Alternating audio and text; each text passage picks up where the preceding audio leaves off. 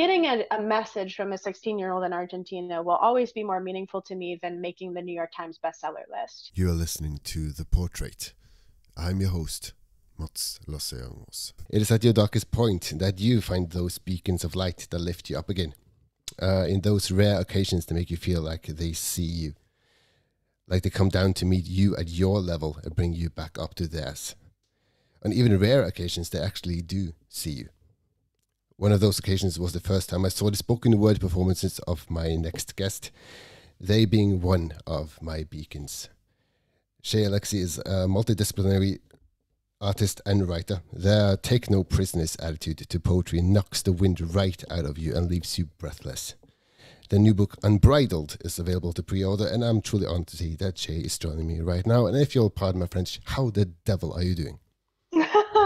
I'm all right. Thank you so much. I'm glad to be joining you. That's great to hear. Like I said, in the introduction, you are a multidisciplinary artist and writer, and most of my listeners might know you as a spoken word performer, as a poet. We'll devote most of our conversation to that, I'm sure. But just start off with a bit of background. You're joining me from, if I'm not mistaken, Atlanta, Georgia. Mm-hmm, yes. I've done the research. I've done research to the extent that I know where you join me from, but haven't got the faintest idea where that is in the US. I'm sorry. Sure, no, that's okay. It's in the south. It's in the southern region. Mm-hmm. Okay. That's what we here in Norway might call the Bible Belt, so the religious... Yes, about that. So Atlanta is a much more, it's a big city. It's much more progressive, but that is the region of the country. So we're next door neighbors to the Bible Belt for sure. Okay. Mm-hmm. I won't kick the hornet's nest of talking religion here, but let's start on a broader, more generic question. How does your upbringing in Georgia make you into the person you are today? Great question. So I'm from the north originally. I'm from Michigan, which is like right along the northern line of the US.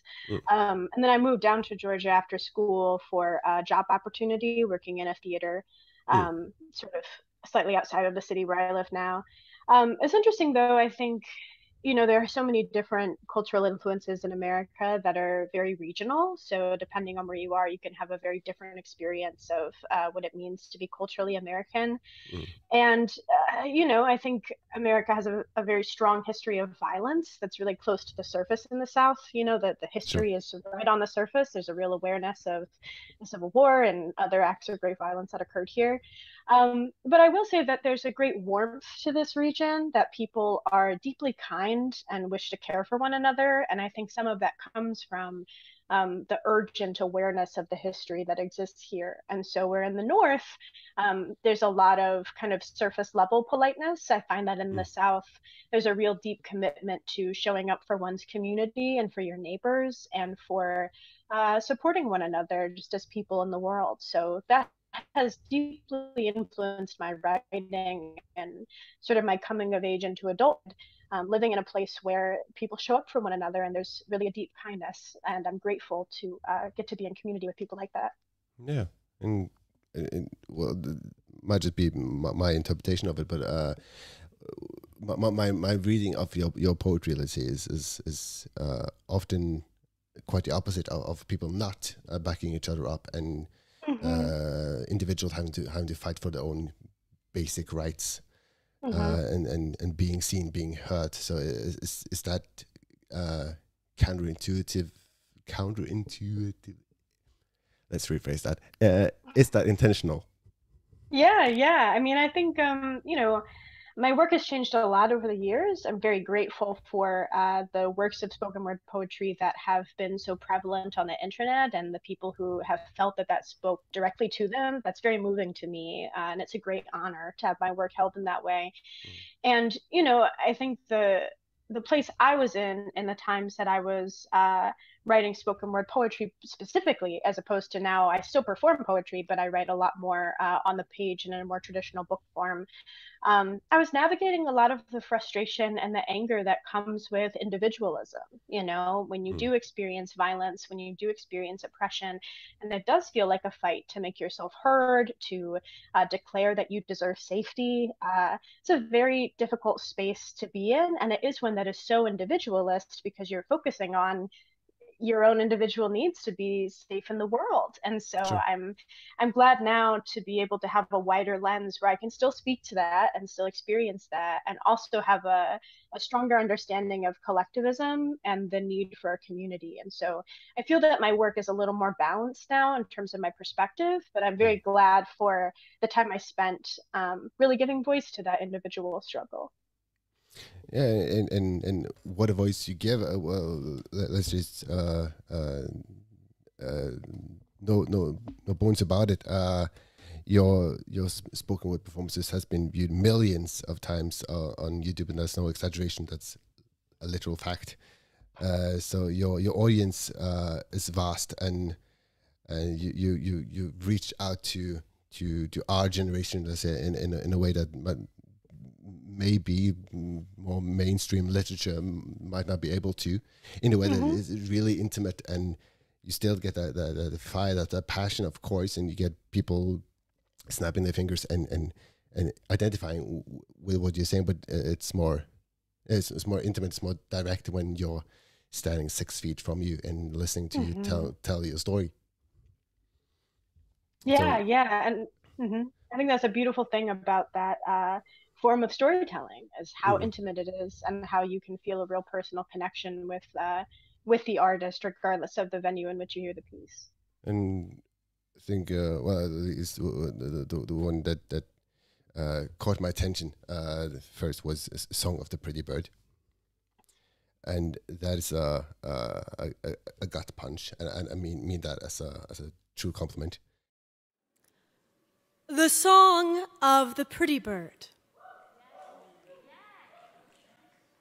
I've lived 20 pretty bird years of this great big pretty bird life, and I think I pretty bird pretty much know what I'm talking about.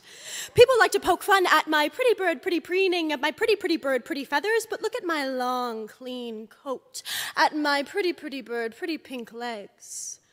When pigeon men track me cross sky highway, they're happy to trace hungry orange eyes between my pretty bird feathers. Too busy fantasizing, pretty bird, wet dream, swollen chest, fluff fest, to pretty poke bird fun. To pretty poke fun bird. To pretty bird, pretty too busy fantasizing to poke fun at permanently preening pretty bird. You are listening to The Portrait. I'm your host, Mats Lasse Jangås. Being let's just rip the Band-Aid off.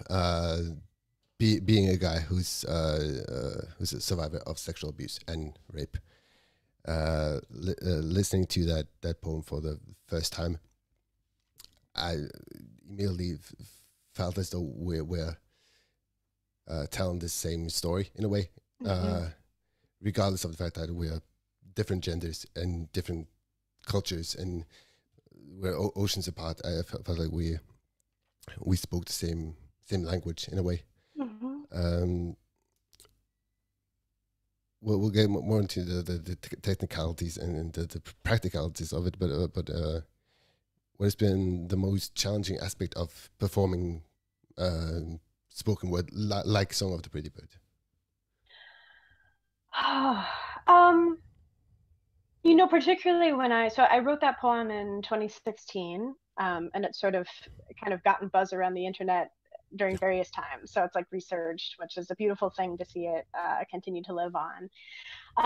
And so at that time, it was very difficult to just talk about my experience. I hadn't even really been able to give language to what I had gone through as a survivor of assault. And so in a way, it was liberating to be able to speak about it poetically when I didn't yet feel comfortable speaking about it literally, you know, Sure. to be able to make some distance through the art that I was working with. And so just performing it was difficult at the time that I was doing that, because I was embodying, to some extent, the experiences that I had had. I didn't have the distance from it. It still felt fresh in that I hadn't explored it personally, and yet I was already sort of exploring it in front of other people without them necessarily knowing exactly what I was talking about.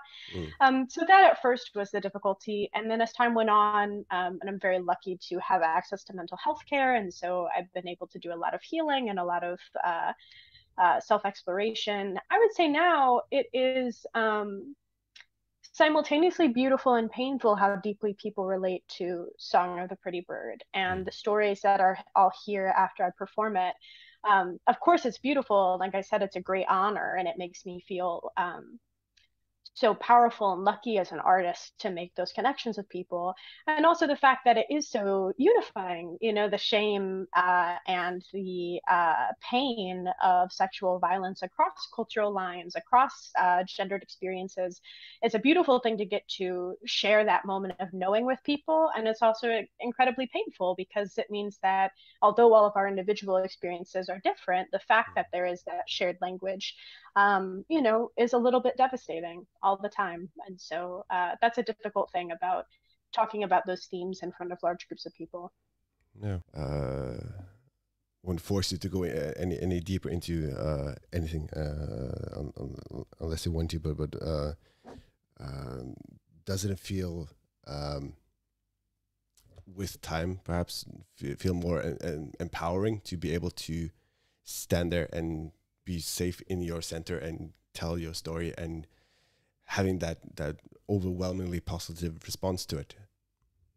Definitely. And I think my relationship to it has changed so much over time because of personal development and getting older and having tools to deal with different emotional experiences. And so, yeah, I mean, to be in a space now, even just from 2016 when I started performing that poem, which is several years out from when I experienced assault, you know, the timeline keeps stretching back.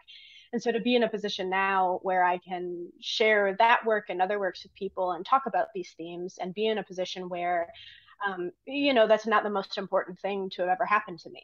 Different people have their own relationship to what has happened to them. But for me personally, it now feels like a much smaller plot point in my life than it used to be in a secure relationship and feel like I have a whole life that feels so much bigger than what was done to me, that now I'm able to speak about it in such a way that I don't feel, I'm certainly not cold to it, but I don't feel as emotionally affected by it anymore because of the healing that I've gone through. So yeah, that relationship has certainly changed over time. My experience purely personal has been during the course of the 10 years it's taken me to recover, being the innate sense that the whole world keeps moving on in a rapid pace, but I'm not ready for that, and I'm feeling this great pain, and my life is turned upside down, but it's still tomorrow. It's Saturday, so life moves on. But it's still to your point. It's with time it's gotten easier, and it's not the biggest plot point in my storyline anymore. It's still part of it, and it shaped who I am and the type of people I want to have on my show and the type of stories I want to tell. It also shapes the way I'm looking at life. I'm gonna try really hard to phrase this in a positive way, but would you be the same poet without that happening? No, I mean, I don't think I'd be the same person without that happening. No. I'm not someone who believes that everything happens for a reason. I think there's a lot of terrible violence in the world, and I think that's really belittling of people's experience to say like, oh, well, this terrible thing happened for a good reason. We don't know that, right? But I do think that everything happens, as in, I don't know the type of person I would be if that hadn't happened to me. Right. I don't know the type of person I would be if I wasn't born in America, if I wasn't born into this body. I just don't know. Right. And so the only outcome that I know is the one that I have lived. And that to me is a great sense of peace in that it allows a type of not acceptance of violence, but acceptance of the fact that I am dealing with the aftermath, however I'm dealing with the aftermath. And so it's not to say that I think that I am better for it, but it is to say that I think that it happened to me and it changed me. And so I am who I am today in part because of all of the things that have happened to me and changed me. Yeah. And Song of the Pretty Bird, and of course this time the butler rejects the knife, and a lot of other of your writings are, in my view at least, taking a stand against something very specific, that being assault or patriarchy or violence against women, and using your voice and your platform to tell that story in a way that possibly hits harder than were you just to stand there and read an essay, let's say. And I feel, and it's not exclusive to you, but I'm very much attributing this to you, that poetry is one of the greatest form of activism that we have today, because I feel, in my own humble opinion, forcing someone to think is a lot more, could possibly be a lot more lethal than any type of weapon. You think I got this way by accident? You should have seen the way my mother, my mother's mother, my sisters churned to get me this smooth, this cream, this trusting. You never knew me spoiled milk. You never knew me sourpuss and smelling all hot sun on raw skin. Sometimes the hardest work is that which it takes to cultivate softness. After I performed Song of the Pretty Bird for the first time, which is the video that's on YouTube and other places, I was 21, maybe 22, and very focused on my own journey, as I think a lot of people in their early 20s, particularly Americans in their early 20s, are. They're very focused on their own individual experience. But after that was published online and it had this overwhelming response, I was getting messages and emails from, people from around the world who had all these different experiences and were articulating what that poem meant to them and how they saw themselves in it. And it was really this very humbling moment of feeling exactly that responsibility. The fact that a 16-year-old from Argentina could see themselves in this poem, and my 50-year-old aunt who lives in Iowa, which is middle of America, a cornfield, nowhere, could see herself in this poem.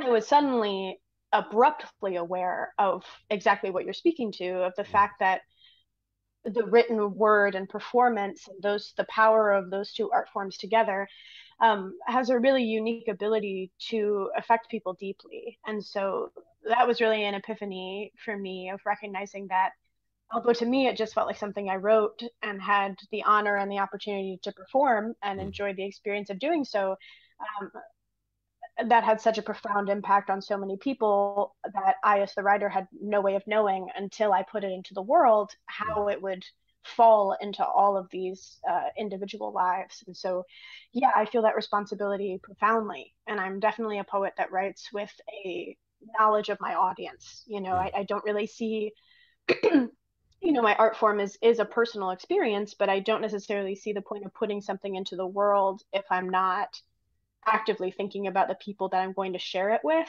and how that relationship will exist, whether it's through a book or through a video or whatever it may be.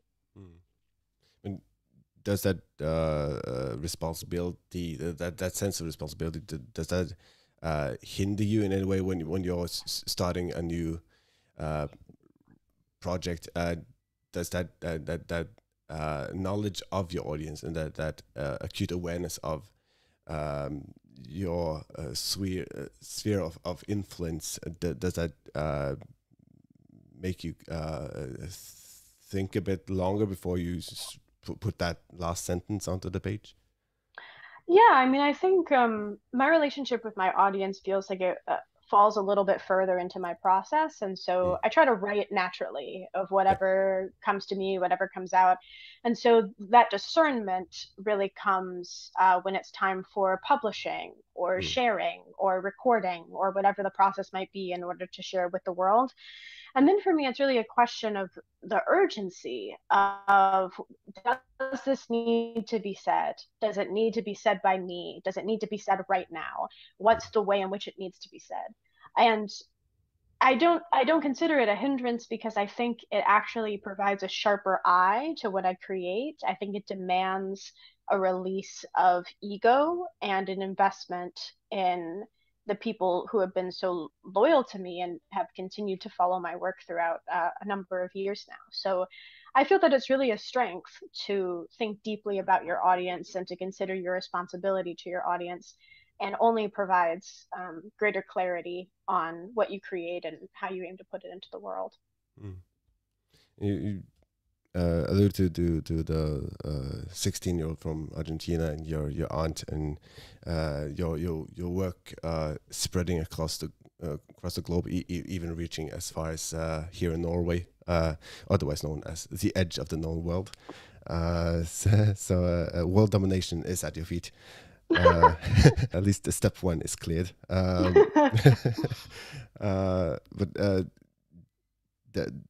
does that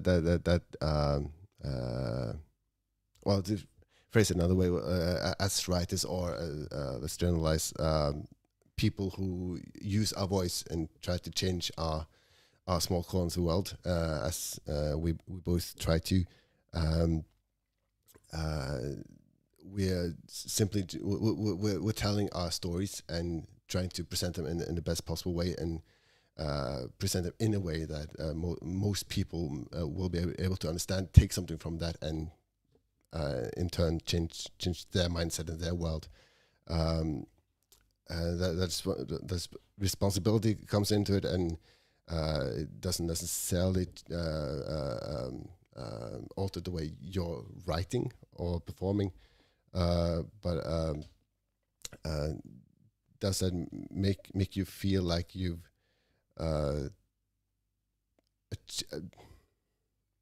seems a bit okay? Well, let's go for it. Does it make you feel like you've achieved something greater in inverted commas than just writing? I mean, I think in some ways, yes. I think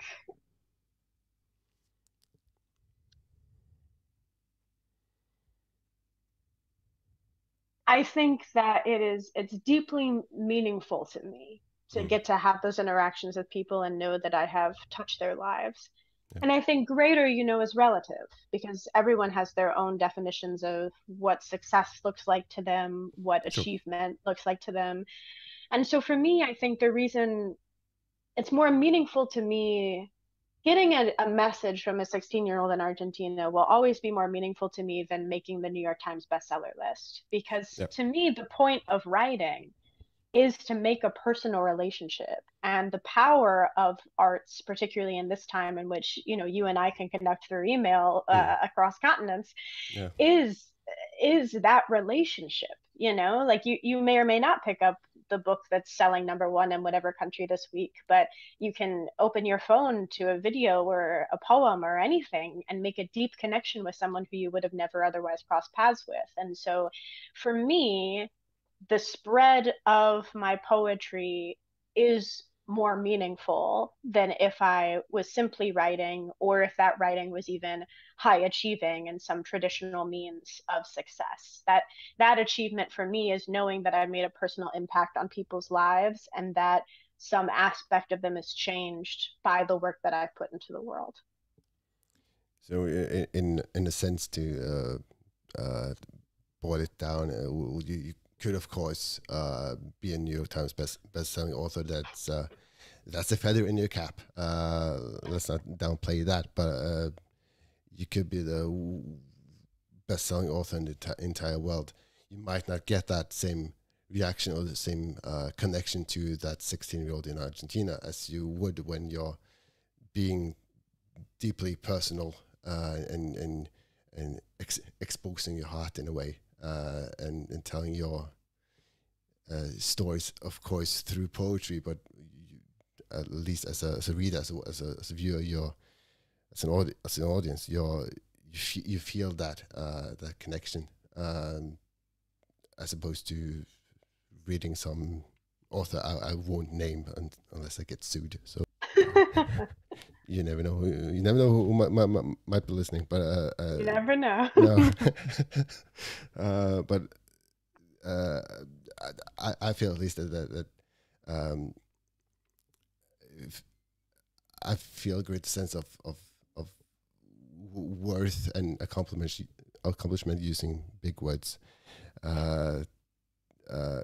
listening to or reading your work than reading the next Dan Brown novel.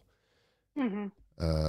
So that being a great way to distract my mind, I'd rather have 5 hours on my couch reading your poetry and actually starting the mental process, and in some ways healing, rather than just reading the next New York Times best-selling author.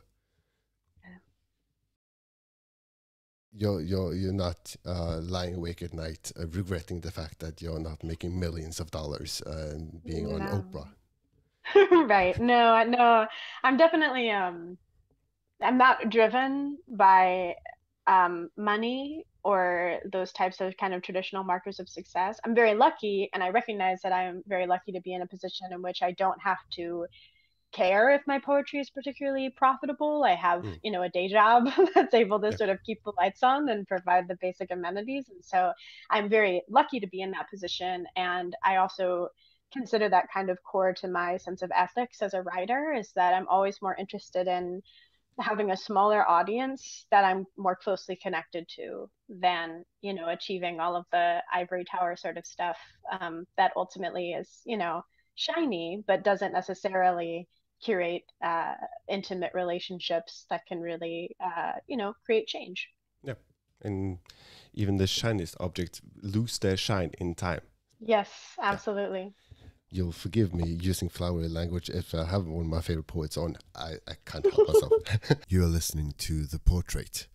I'm your host, Mats Lasse Jangås. Let's talk unbridled. What would be the most, in your view, the most surprising element of that book for new readers?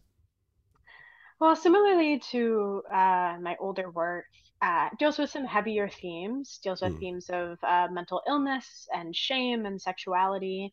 But it does so with a lot of really whimsical imagery, which is something I'm really glad that I've grown in that direction, where I'm able to sort of balance the tone of my writing with the seriousness that serious topics deserve, but also providing really rich imagery. So throughout the book, there's a repeated motif of astronauts in space, and there are poems that are about giraffes, but are also about mental illness.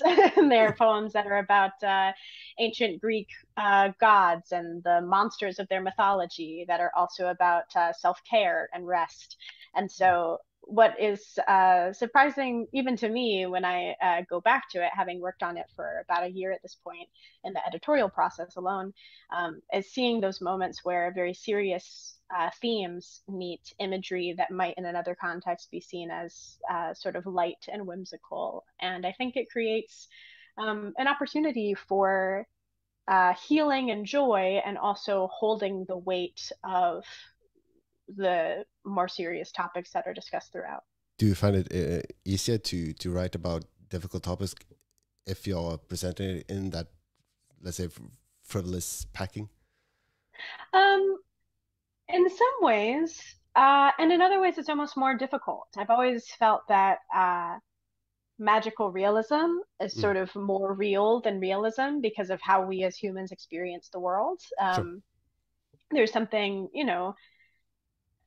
particularly as a poet who tends to be a pretty emotional person, the way I process a sunset is actually might be an emotional experience. So someone might say like, oh, the sunset is orange and pink and yellow, and that's true, but then the actual experience of it internally is something more complex than that in some ways kind of defies language. And so in that sense, I feel that we're early in my career with Song of the Pretty Bird, often the use of an extended metaphor or an image made me feel further away from the topics that I was discussing. Now, the use of imagery and whimsy actually allows me to get more specific about the feelings, the experiences that I'm talking about. So, there's a piece in the book that talks about the sexualities of animals and the fact that flamingos and albatrosses have same-sex mates in the wild. And so that sounds like, quite a frivolous, like whimsical piece. But as I was writing it, like I certainly shed a tear or two. And so I think it demands a different specificity and it demands a different level of clarity and sometimes is actually more difficult to write because of the level of honesty that's required to make those images feel genuine and authentic. Does that honesty come at a price? Does it is it draining or taxing or more emotionally difficult to write that honesty rather than tilt completely into the frivolousness of the fantastical worlds that you create?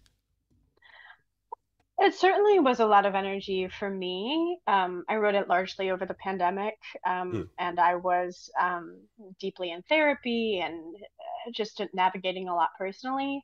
But I think ultimately it tells a story of the fact that healing doesn't have to be perfect. It's really telling a narrative of getting better that isn't a before and after. Particularly in America, we have a real culture around illness that is either you're sick or you're well. Either you are bad or you're good. It's very binary. And so ultimately, I think it is a hopeful narrative because it's inviting us to imagine that healing might be more complicated, that there's something to celebrate in the fact that I am better than I was last year.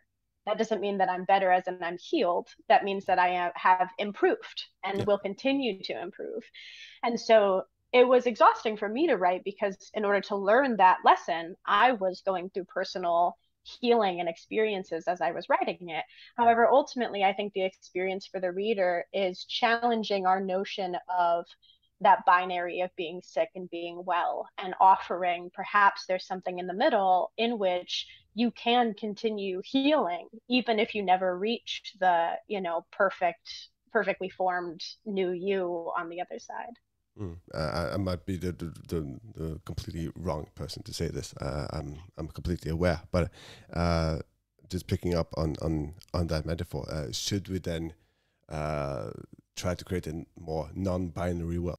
I mean, I think so. I think obviously, case by case basis, I think you could take that into many different directions. Sure. But I think the concept that, we as humans put things into categories in order to understand them, to maintain our safety, to have a conception of the world that makes sense. Yep. And so there's a reason why we call an apple and an orange an orange.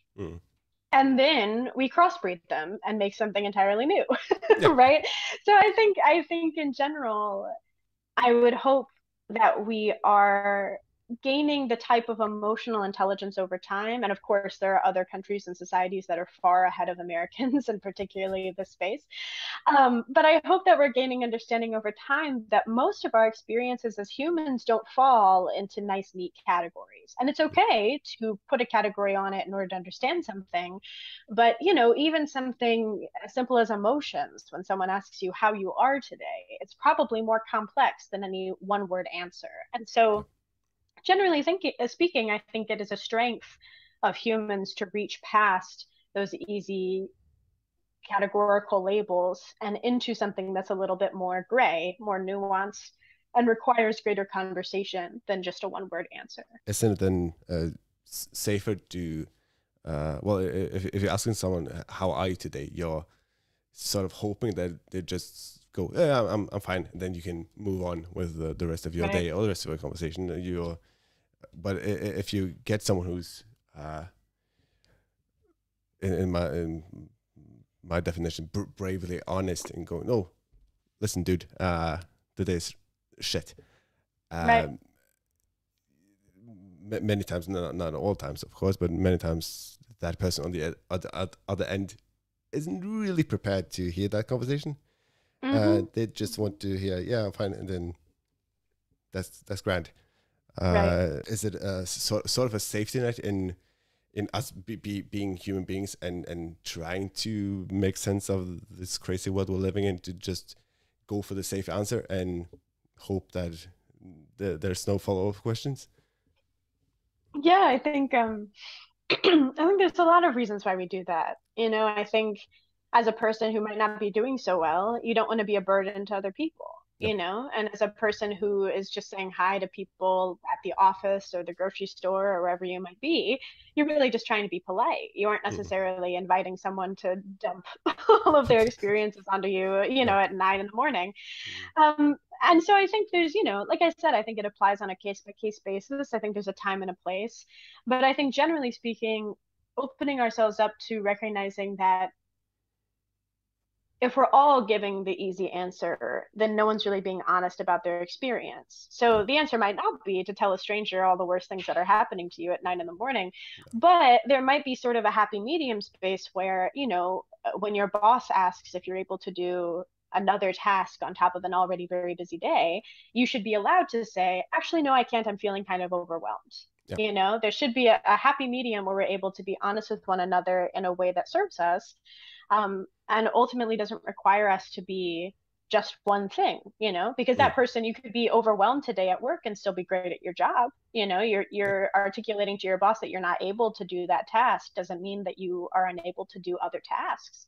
So yeah, I think there's a time and a place, and there's a way to adopt a more fluid mindset that doesn't demand that we are brutally honest with one another in all ways all the time. Brutal honesty has led to a lot of great strives in society, and not only just in the US but in Europe. And for example, in Norway, this year we're celebrating 50 years since being gay was deemed legal and not a mental illness. And this year we made conversion therapy illegal.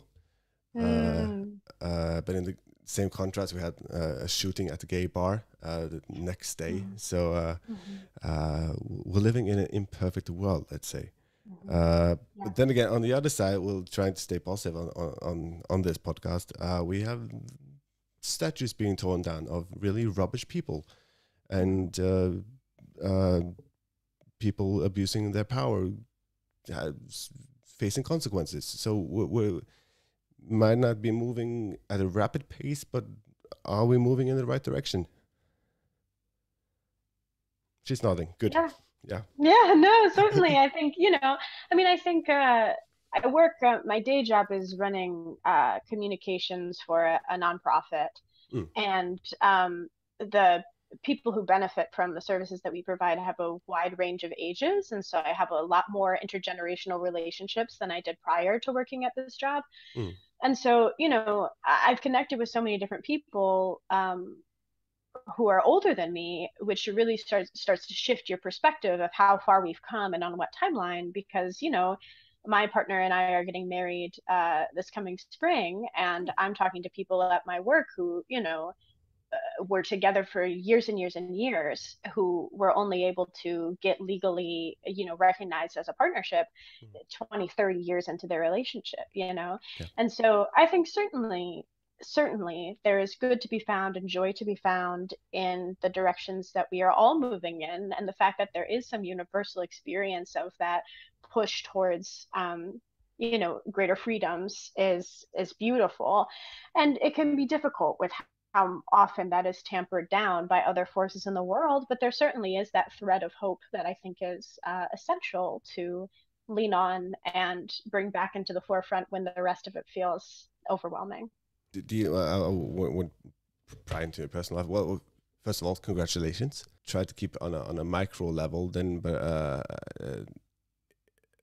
on a daily basis, what overwhelms you in a sense that doesn't render you unable to provide or produce, but just a sense that I need 5 minutes to catch my breath. Certainly. Well, actually, a major theme of the book is that I was diagnosed with obsessive compulsive disorder in 2019, which is, an anxiety disorder. There's a lot of idiosyncrasies to one's individual experience of it, but that's to say that a lot overwhelms me because of the way my brain works. So, yeah, I think just the sheer nature, specifically of living in America, I'm sure this is a shared experience of people in other countries, but you're very aware of the fact that you benefit directly from a system of such profound violence, a list of violences that I couldn't even begin to start and complete. And so just the nature of living in this place can be extremely overwhelming when you let it really all sink in, when you realize the atrocities that the United States has committed and continues to commit throughout the world as we speak. And then also the fact that so many strides forward that we've taken are now being taken away or are under threat in a way that they haven't been with this urgency in quite some time. And so then it also feels like, we're benefiting from this machine of violence. And then also the machine of violence is deciding that, even though we live here and we benefit from the privilege of living here, it's also taking away our right to be free human beings.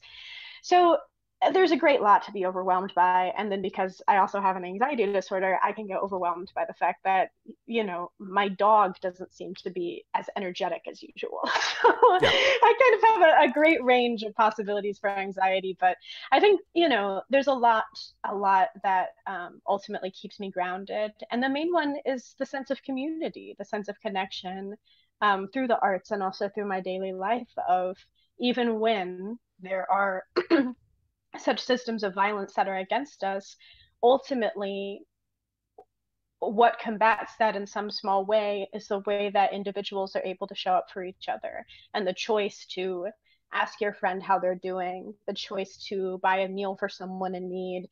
It doesn't save the world, but it does save that moment of connection and of kindness. To again use follow language, we allow ourselves to be overwhelmed in small portions every day.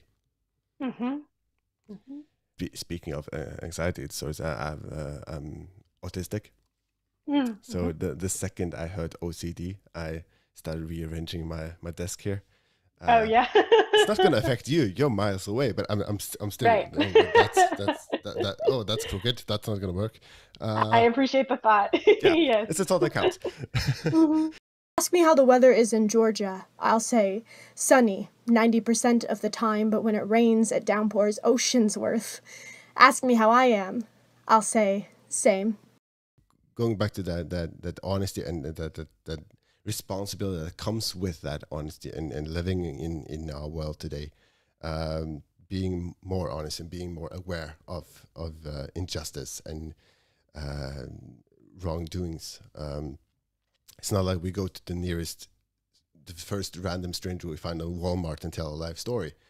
But many of us, and I'm allowing myself to include myself in that conversation, are using our voice and putting a spotlight on that injustice going on in the world. That being basic human rights for anyone not being a white male being taken away. And that's just fundamentally wrong, and I'm able to see that, but I can't grasp how idiotic that is, and I can't begin to imagine how it is if you're not a straight white male. So going back to writing and poetry and using your honesty, given the let's say the last presidency and the aftermath, how has that in any way changed the way you're writing as opposed to before then? I think it has only reaffirmed the urgency that is demanded of really all acts.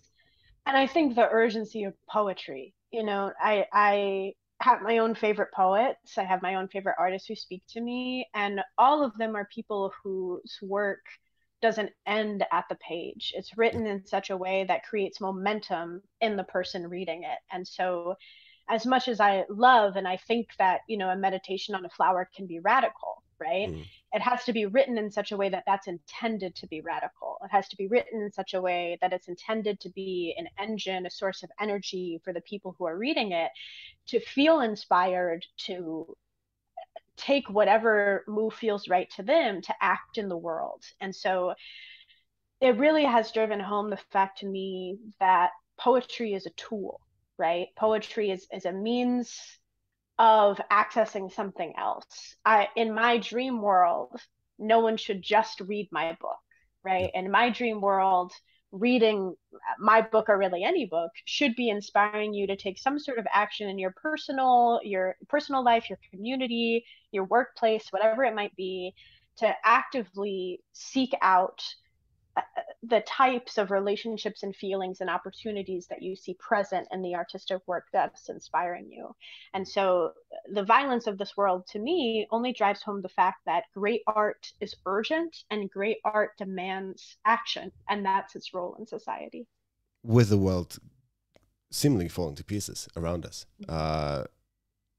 it sort of seemingly falls on our generation to raise our voices and make our voices heard. But I feel, I might be wrong, but I feel many people who are brave enough to speak aren't being heard necessarily. Again, that goes back to the responsibility. When you have a voice, you're acutely aware of how you're using it. But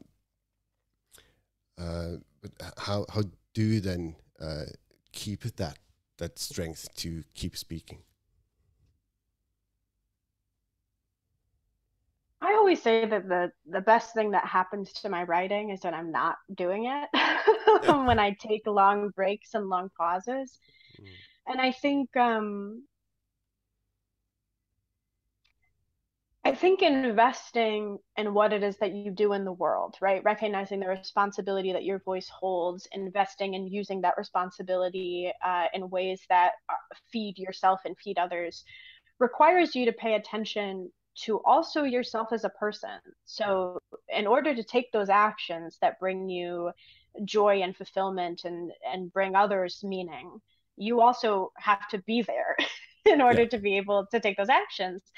And so for me, the ability to continue showing up in a meaningful way and continue reevaluating what that means, uh, I have to be okay. So I have to do the things that take care of me and be in touch with myself in such a way that I know that I can show up and be present at all the opportunities that I need to, particularly when talking about heavier themes and more difficult topics. I need my full self to show up to that moment. I Yeah. can't really be in a position of deprivation or exhaustion when I'm having those conversations and dealing with those topics. So, am I getting the sleep that I need? Have I taken the breaks that I need? Am I feeding myself well? Am I getting outside? Like all of these fundamental aspects of life, they all speak to one another. And so you can't really care for your art or care for your community or care for anything if you aren't also providing that care for yourself. And so for me, figuring out how to really listen to my body and figure out what those needs are, that has been key to my process of continuing to lean into my responsibility and my purpose and reevaluate how I show up and where I show up every time that I put my art to the world. And further painting that picture, so if you're let's say if you're standing on stage and you have your audience and you have an important message to give to them, if you're not able to stand on your feet and if you're not able to think straight and control your breathing, then you're not going to get that message across. Mm-hmm. So taking care of ourselves might seem selfish, but if you're not able to take care of yourself, you're not able to do what you're supposed to do and do your work and do your craft in a way. Mm-hmm. Absolutely. Yeah. Absolutely. Our time is quickly running out. It usually happens when you're having important conversations with people you admire. On the tail end of our conversations, staying with important topics.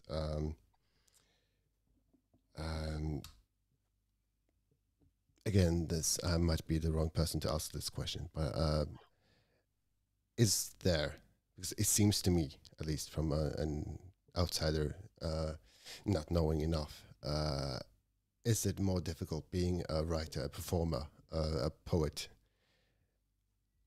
as someone who's not a cis white male, let's say? There are certainly difficulties. I think, everyone's individual experience is going to be individual. So Sure. I can't necessarily speak for other people who have shared experiences to me or different experiences from me.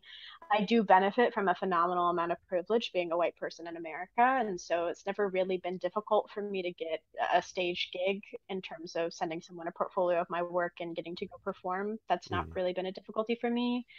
And I also benefit from some class privilege in terms of being able to have the type of job where, the videos that you see of me performing, I typically have taken off time from work to go to an event where that's videotaped and then it goes online. And so people who are working jobs where they can't afford that type of absence wouldn't have that same flexibility. And so there are certainly privileges that I benefit from that have affected my ability to be successful in what I do. And then there are other ways that it is difficult. I've gotten really strange feedback from editors upon submitting my work about how my work is cheesy or saccharine. I've gotten those notes before. I've gotten odd responses to things in public. I've gotten harassed at shows. Like, these are all parts of the experience. And so it is sort of a strange tightrope to walk, in that there are ways in which I have profoundly benefited, and I'm both complicated, like grateful for the benefit, and also aware that the benefit comes as a result of violence. And also there are ways in which my experience is shaped by the ways that I don't fit the cultural norm of what a writer is supposed to look like. So, I think it's a double-edged sword, and everyone's experience will be so specific to who they are and what part of the world they're doing what they do in. But yeah, there's certainly a bit of all things mixed together. Yeah. I think, as we touched upon earlier, we make baby steps, but as long as we make those steps in the right direction, we're with the right intentions, we're not doing that much wrong, hopefully. Sure. In closing, and I realize this might be a bit too big of a question to do in closing, but I'm sure many of my listeners listening to this and enjoying your work are asking themselves the same thing I'm asking myself now. What is the process for you of writing a poem? Say Song of the Pretty Bird. Does it start with an idea, a metaphor, and an image, or does it come from some outside incentive? I'm a very visual person, and so for me, it typically starts from an image that's compelling to me.